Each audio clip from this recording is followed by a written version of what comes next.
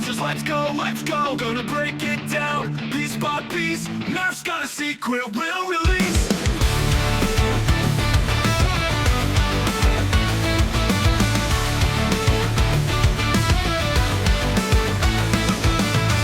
What is up, Nerf Nation? It's your boy Normatico, and I am here with a review and announcement of sorts of those things. That my 500 subscriber giveaway happened recently, and there was a lucky winner. And as promised, it was going to be a 3D printed blaster.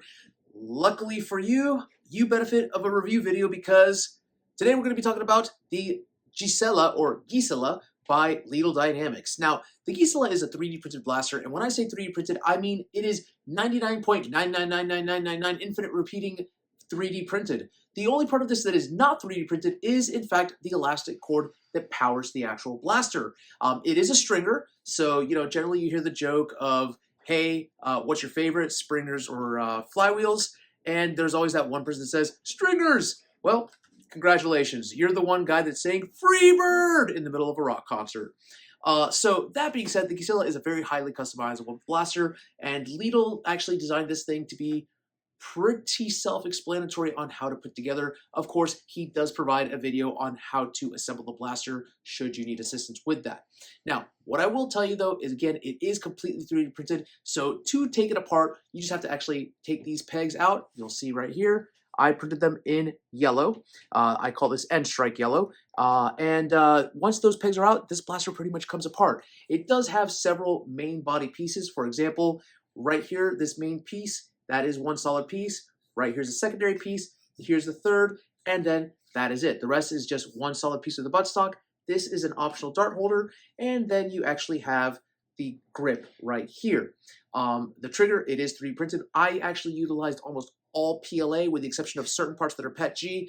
The parts that are PETG are the parts that you actually handle the most, such as the grip, the trigger, the actual priming handle, and the actual front grip.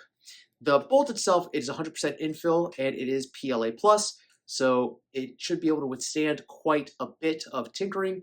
And the heat tolerance on this thing, I will be honest with you, you should not have, if you use PLA, any blasters left inside of a hot car. Because of the fact that the melting point for PLA is so low, relatively speaking, a car will cause warped damage. Now, other options that are included with this blaster, if you chose to print them out, there is the option of a rail riser. Unfortunately, I did run out of the iron red for the rail riser, so it was not included for the winner, but that's okay. And you can also develop a magwell for it.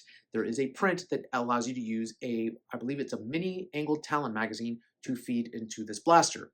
Now, the reason that I do not have that one on here, and it is just the breech load, is because I reached out to the winner and he advised to me that he does not have mini angled Talon magazines. So I said, rather than make him buy a magazine, I was going to give him the breech load version, which honestly, that's the one that I've used because when you put an angled magazine up here, it gets in the way of you trying to aim properly with the blaster because all you're going to see is the back of the magazine. So to operate this blaster, of course, you just take one of the darts. Now, it is made for half-length darts or 3/4 length darts. You cannot fit a standard length dart in here. So if you don't have access to half darts, you're going to have to cut your own or just take a box of standard lengths and cut them into 3/4 lengths, which is what I did here. This is actually just a standard FVJ. And given the velocity that this blaster fires out of, it is safe to use FVJs with because of the fact that it's not going to shoot fast enough to hurt somebody a lot. So you would actually just load the dart here, push the priming bolt forward, the dart is now loaded, and the spring is ready to fire, and then you just go and fire the blaster. Now, you are going to see, according to the chronograph, because as you can see, I have my dart trap here set up, that it can get up to right around 105, almost 110 FPS, depending on the dart that you utilize. I find that this particular blaster, at least springers in general, tend to perform better with a hard-tipped dart. That flies in the face of conventional wisdom when it comes to the Nerf hobby because generally the FVJs tend to fly slower and hit harder than their standard counterparts. I should say their soft-tipped counterparts. Oddly enough, the Bamboo 2s, which are usually my go-to testers when I want to test just how fast a blaster can really fire, they actually don't perform as well at all with a stringer. So Go figure. I believe it's a matter of just there being that right weight, and the Bamboo 2 is way too light for a stringer. So that could be it. I may be wrong. Who knows? I'm just showing what I test. So that being said, we're going to run this through the chronograph, and we're going to see some numbers here. I'm going to test using my self-cut hard tip darts, and then we're also going to test using some soft tip half-length darts, and you'll be able to tell the difference. I will tell you that because of the fact that these are just basically elite darts that are cut down, the accuracy is probably not going to be that great. We're not going to necessarily go for accuracy from a distance. I'm going to actually aim at these cups here, and we're going to see how many I can knock down from about, I want to say about 20 feet away. So, but yeah, more about this blaster. I will tell you that printing this thing, it takes a little bit of time, only because of the fact that you want to make sure that when you print, if you fail at one point in time, that's okay. You don't have to worry about printing an entire bed full of parts. So in my case, I actually utilized my AMS for certain pieces of this, and that's why it took so long to print it out. So for example, just to show you what I did here, this piece, this barrel, which is actually a separate piece itself, it used the AMS. I, of course, used bright colors here for safety regulations. That way you can tell that it is, in fact, a toy. The iron red, of course, all of this is all red. That is all solid printed in one color, so those were printed out pretty fast. And one of the things that I ran into is that I actually had all of my parts printed, and then it failed at right around 85%. So I came home to find a whole bunch of spaghetti on my print bed, so I had to reprint almost every single part except for one of the 3 big pieces that was printing. Kind of a shame, really, because I wasted a lot of filament. Now, back here, you can see that I used the AMS again. Of course, there's the red here, there's the yellow. I actually went ahead and embossed the secondhand blasters here on there so they know where they got this from. And I actually did one thing special for the winner because I reached out to them, asked them if this was cool, and they said, yes, let's go ahead and do that. And his initials are actually embossed on the breech itself. So anyone who actually picks up this blaster will be able to say, hey, this belongs to DL, and DL could be like, yo, that's my blaster, man. What's up? You know? So there you go. Just a little quick personalization touch that I did there. Now, I will tell you, he actually selected the color scheme based on my filaments. And at first I was like, okay. And then I saw as it was coming together, and all I could think of was Iron Man. Yeah, this kind of looks like Iron Man's Mark III armor set. So that's not a bad combination. But yeah, let's go and actually run this through the chronograph and see what numbers we can get.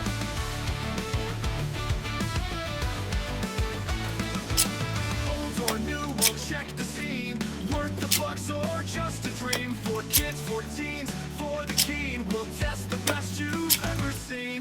Blast away, day by day, we'll find the ones that played away. Second-hand blasters, you know the name. In this game, we rise to fame. Feel that beat, it's coming in hot. Drums are pumping, hit the spot. Blasters fire, we won't stop. Hey, tune in now, we're on top. Hey.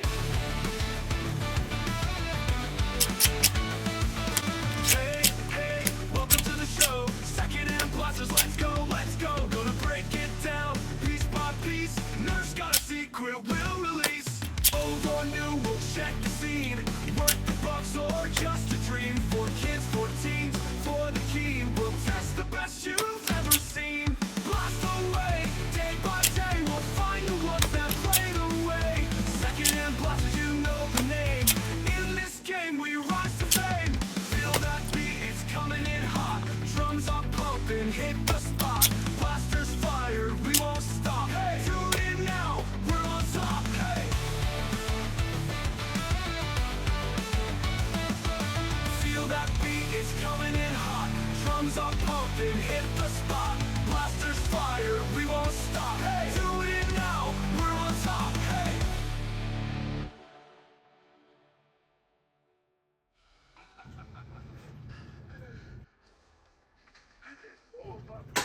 Day by day, we'll find the ones that played away. Second-hand blasters, you know the name. In this game, we rise to fame. Feel that beat, it's coming in hot. Drums are pumped and hit the spot. Blasters fired, we won't stop. All right, so there you have it. That is the Gisela. So a couple things. You will notice that there was a little bit of an FPS difference between the half darts and the 3/4 length darts. The suction cup darts actually were the ones that flew the fastest consistently, so that is not too surprising, to be honest. What really did surprise me was the accuracy. Now, you'll notice that I did my accuracy test a little bit different. I didn't fire off the normal 10 darts to see, a determination of just how accurate it can be. I only fired just the one dart with a simple test. I'm actually going to be starting to doing this more often with my videos. As you can see here, I've set up several of the X-Shot target cans as well as the Rival Bell target behind it. And the way that I'm judging the accuracy, not necessarily how many targets I knock down, it is based on if I can actually hit the bell target past these obstacles, which I did. So that being said, the accuracy on this thing when you aim with it properly is pretty decent. So not too bad at all for a Springer. And I'll be honest with you, I'm impressed with the way this one came out. I'm not lying when I tell you that this is probably my favorite looking of my 3D printed blasters that I've done. And it's kind of a shame that I'm giving this one away. I might have to find some more of this filament and reprint one of these because I really like the way that this came out. So that being said, it is the Gisela. If you are interested in a blaster like this, you can actually go to Etsy and download the file from Etsy's page, from Legal Dynamics' page, I should say, and you can 3D print this yourself. It's a pretty simple print, and it's pretty fun, I'm not going to lie. If you're a beginner to 3D printing, by all means, have at it. Of course, if you do not have access to a 3D printer, understand that I cannot sell you a blaster or charge you to make it. However, if you were to, say, pay for the filament, have me print it for you, and you pay for shipping, that is something that I'll be more than happy to arrange. All I ask is return is that you enjoy the blaster. If you do decide to say, hey, Normatico, do you have a Patreon account, which I think I have one set up. I'm going to have to start putting that in my videos. You decide to say, hey, let me donate to your Patreon, how about your channel? By all means, go ahead and do so. I'm not going to, insist upon that. Again, it's all about spreading the love of the hobby. And yeah, it's a fun blaster. I want to thank y'all for watching Secondhand Blasters. Until next time, y'all, keep on blasting. Drums are pumping, hit the spot. Blasters fire, we won't stop. Hey, do it now, we're on top. Hey.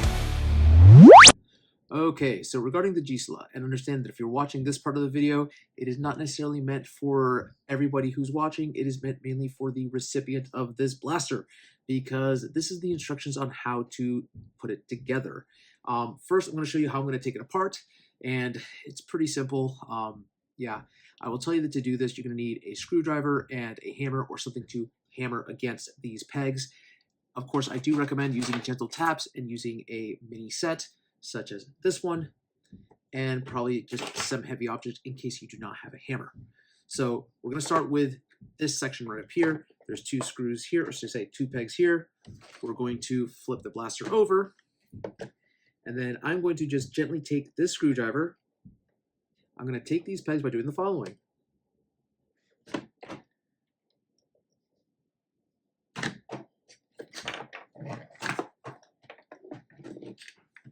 So I just did one quick tap with the back of the screwdriver against the pegs, and then I just am able to push them out with just a small screwdriver.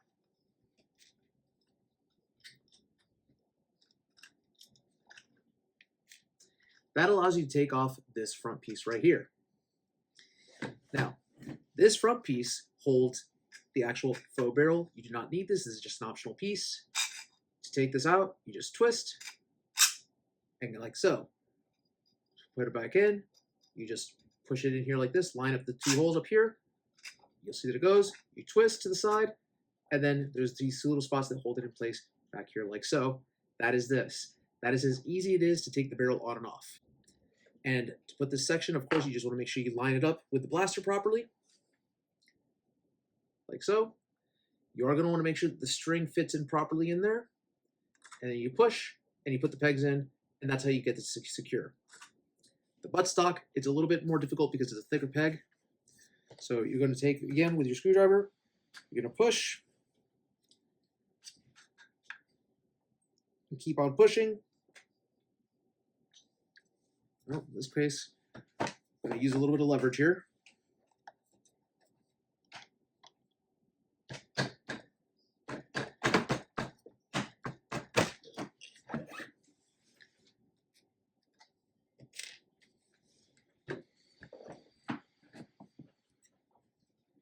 Once more.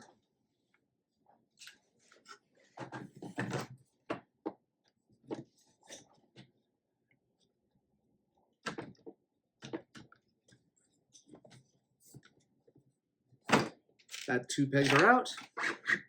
This piece comes off. Now to slide it back on, again, all you just do is that, and you put those 2 pegs in, you see the holes line up, and there you go. You just put the pegs in, take your screwdriver or a hammer, and just hammer the pegs in. Again, lightly tap with a hammer. Do not tap too hard, or else you are going to break these pegs. Please. I'm trusting that you can follow directions. So, I'll be honest with you, we're probably going to want to take off this piece right here. That's pretty simple. I'll show you. We take out this back peg right here, and then these two, and this piece should slide out. There we go. That piece just pops out. Again, put it back in. You just slip this out, slip that in there. It is going to take a little bit of finagling, but it will fit in there. Alternately, you can take out this piece right here by following the simple pegs. This uses 1 peg right here and 2 pegs down here to hold it in place, and you should be okay to do that. But you should also be able to just finagle it by doing this.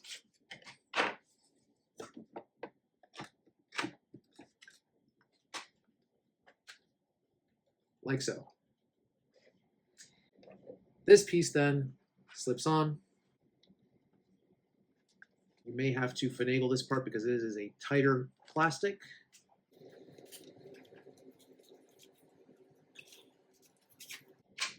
And it slips on like so. Now the 2 that we're gonna have to take out are up here.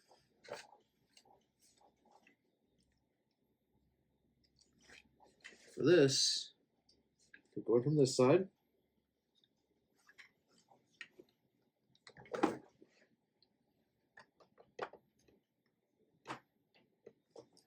And again, I'm going to tap because this one's actually a really tight fit. No, you know what? Let's put it this way. That way I don't have to go through the bolt.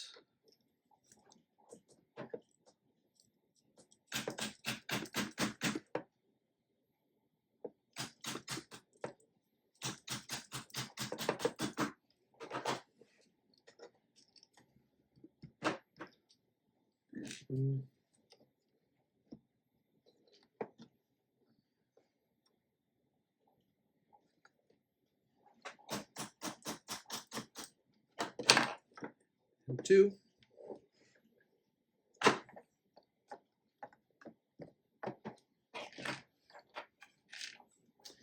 All right, so this next piece is going to be able to slide off here. Oh, we also do need to take off, of course, this little section right here. These are very small bolts that actually connect up here. 1, 2. This is called the accessory bolt or peg. That slips right off. Now this piece right here is connected with the elastic band. Now I have cut this elastic band so that you should be able to just go ahead and actually knot it again. It's a simple knot. I just tie it twice. It's kind of like when you tie your a simple knot. Basically, I was gonna say like you tie your shoes, but you know, with this piece of elastic, you should be fine to get this blaster to go the 108 that you saw in the video. That piece comes off. These pieces slide back, and that's it. Of course, I'm a liar. There are 4 pieces. These are the ribs of the blaster. And I guess I do need to take it out.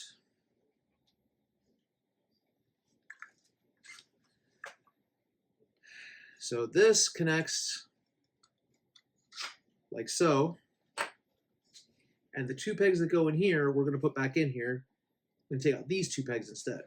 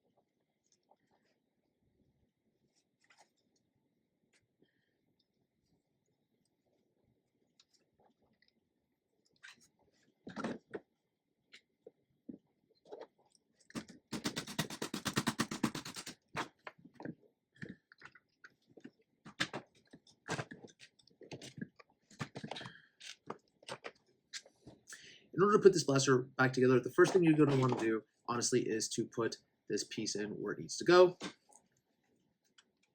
Just trust me on this. It's going to make life a lot easier. So you slide that piece in there like that. Then you're going to adjust the top here. This is probably the most difficult piece to put together without disassembling the entire thing.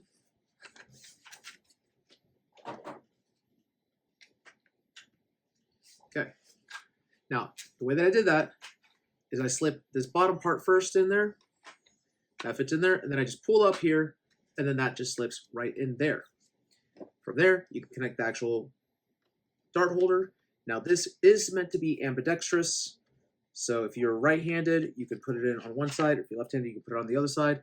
It's entirely up to you. It should just work like that.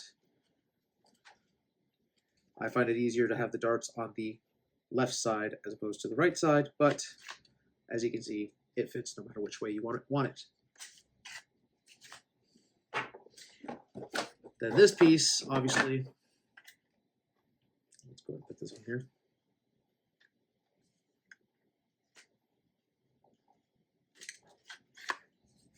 This piece obviously just slips on here like so, and you put the pegs in there. You put the two big pegs there, you put the two larger pegs down here, and now your buttstock is completely assembled. You are going to then take this piece, whoops, line up like so. So you want to make sure that the indentation where the string goes is on the bottom. And then you put your two pegs right here and right here. And that holds that piece in place. Now, once you are done doing that, you can go ahead and attach the string.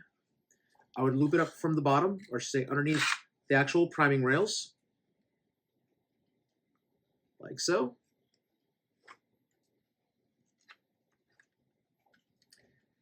The reason that I told you to put the stock on is because that way you can set the blaster on the floor between your legs, hold it right, and you want to pull this relatively tightly, and you want to put your first knot in.